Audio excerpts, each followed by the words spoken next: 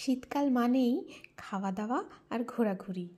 তাই মধ্যমগ্রামের স্টার মলে শুরু হয়ে গেছে ফুড ফেস্টিভ্যাল। আহারে বাহারে food festival, presents by Fortune কাচ্চিঘানি মাস্টার্ড অয়েল। আমিও ঘুরতে ঘুরতে পৌঁছে গেছিলাম যে একটু দেখে আসি কেমন কি হয়েছে। যদিও ওদের যে টাইমিংটা দেওয়া আছে আমি সেই টাইমিংয়ের মধ্যেই গেছিলাম, তাও দেখলাম বেশ কয়েকটা স্টল এখনও ওপেন করেনি, আবার অনেকগুলো স্টলই ওপেন হয়েছে। ঘুরতে ঘুরতে দেখছিলাম যে কি পাওয়া যায়। সমস্ত স্টলগুলোর বাইরেই যেহেতু খাবারের মেনুগুলো দেওয়া আছে, তাই বোঝাই যাচ্ছিল যে কোন স্টলে কি কি পাওয়া যাবে।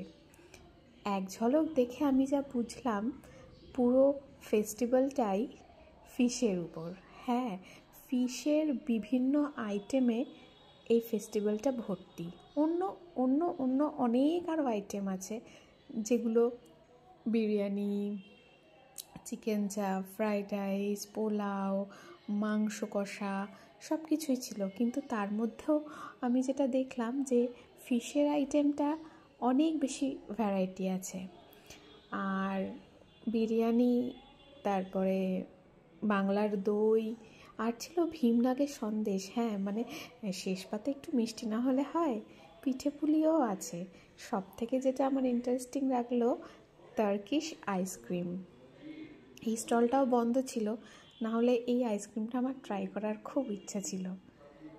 আপনাদের ইচ্ছা হলে ঘুরে আসতে পারেন আহারে বাহারে ফুড ফেস্টিভ্যালে।